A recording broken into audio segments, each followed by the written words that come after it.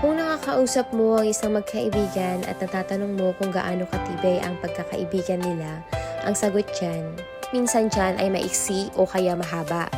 Ang maiksing sagot ay may kasamang ngiti sa mukha, sasabihin kung alam mo lang. Kaya ang mahabang sagot na may kasama ng maraming kwentong away, bati at mga memorable moments na hanggang ngayon pinagkwekwentuhan pa nila.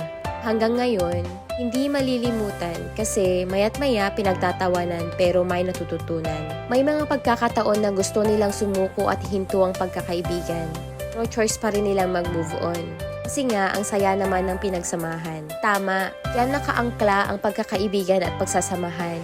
Pamilya man yan o kaya kaopisina o mga kaibigan. Alam mo, marami nang nasayang na pagkakaibigan. Dahil lang sa mga simpleng away o kaya mga tampuhan. Pwede naman sanang pag-usapan na lang, pero nakakalungkot na may mga tao na hindi na nag-uusap.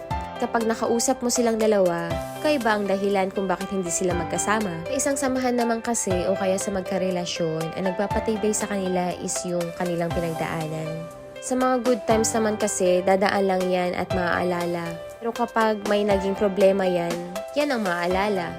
Maaalala, tatandaan pa. At dyan mag-uumpisa ang malalim na samahan ng isang relasyon. Magtatagal kayo, hindi dahil sa magandang pinagsamahan, kundi sa inyong mga pinagdaanan. Lahat naman talaga dadaan dyan. Lahat naman talaga susubukin ng panahon. Depende na lang yan kung ang isa sa inyo ay hindi susuko. Dahil pangahawakan niya ang ipinangako niya na hindi siya susuko. Sa isang relasyon naman kasi, isang taga-remind ng pinag-usapan nyo dati. May isang kakapit, may isang matitirang matibay. May isang sasabihing dadaan lang ito, na hindi ito masisira. Ganun naman talaga kapag nangihina ang isa. Magiging lakas ang isa ng isa. Kaya kapag pinagsama, hindi na kayo kakayanin ng problema. Kaya dapat alam ng bawat isa ang language ng isa. Kung tutuusin, hindi na kailangan sabihin pa. Alam na ng isa kung kailangan niya siya. Kung inaakala nyo na walang grabing away ang mga matagal na, nagkakamali ka. Meron silang grabing away. Oo, naghahamonan na rin ng away ng ilang beses yan. Pero ang importante, may isang kakapit, may isang hindi bibitiw. Di kailangan sabay minsan yung isa, minsan din naman yung isa. Salit-salit kasi nga, relasyon yan eh. At kung inaakala nyo na wala nang dadating sa future na matinding away, halika na naman. Gaya ng sabi ko dati, matinding desisyon ng isang pagmamahal. Pagmamahal na matibay. Pagmamahal na malalim.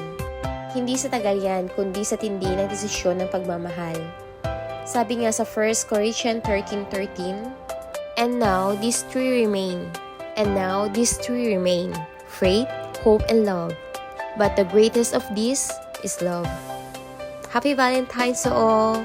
Let's spread love for each other. God bless guys! Thank you for watching!